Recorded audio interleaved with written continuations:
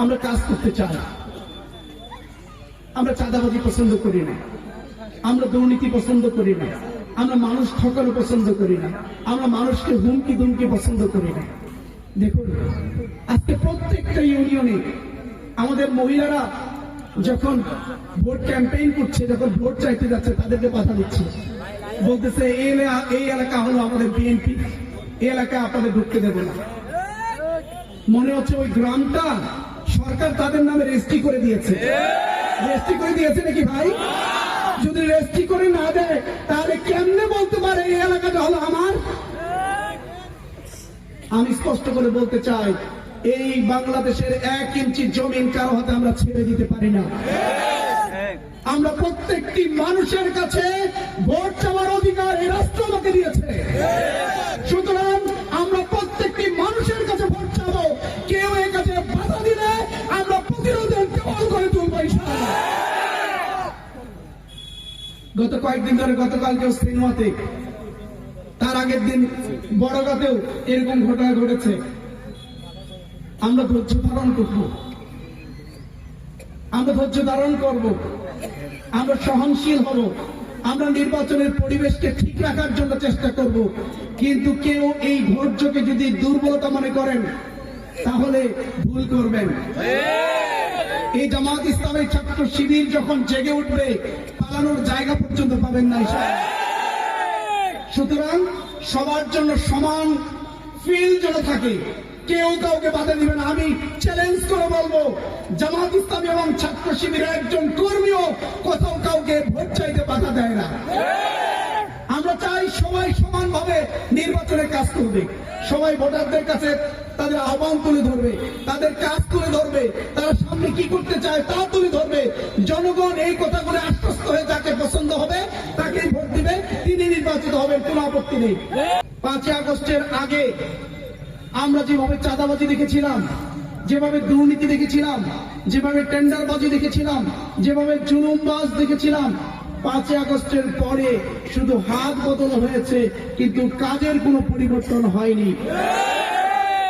আজকে যদি বলি আপনাদেরকে, এই যে হাটটি দেখছেন, রাজাকার হাট, পাটিয়াডাঙ্গির হাট, 5 আগস্টের পরে এই হাটটি ব্যাপকভাবে লুটপাট হয়েছে, ভাঙচুর হয়েছে। আমি ঠিক বলেছি? এই লুটপাটের সাথে কারা জড়িত ছিল, এই ভাঙচুরের সাথে কারা জড়িত ছিল, আপনারা খুব ভালো করে তাদেরকে চেনেন এবং জানেন।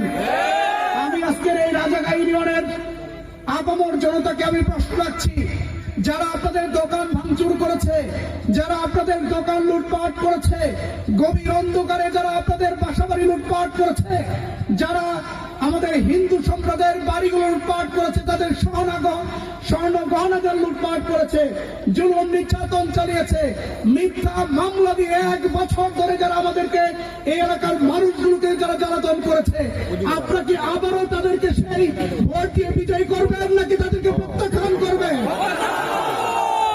এই সিদ্ধান্ত আপনার, এই সিদ্ধান্ত আপনাদের।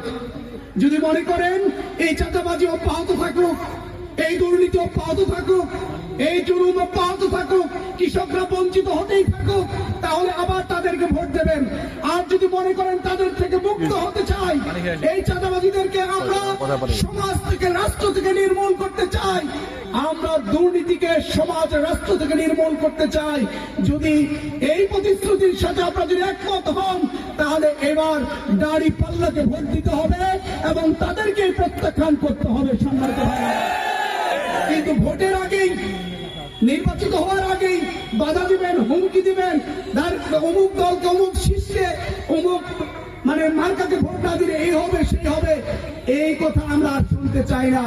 আমি স্পষ্ট করে বলছি, সারা বাংলাদেশের মানুষ জেগে উঠেছে। 12 তারিখের পরেই বুঝবেন দেশের অবস্থা কি।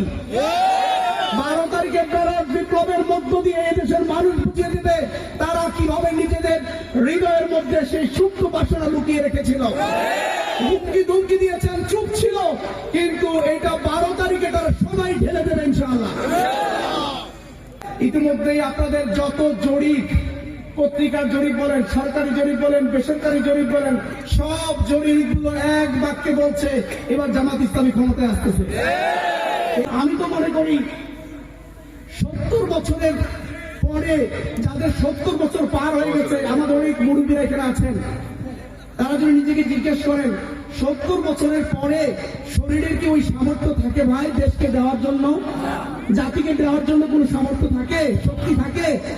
তখন তাদের সেবা দরকার হয়, সবাই মিলে তাদের সেবা করবে, তারা অন্যেরকে সেবা করবে ভাই।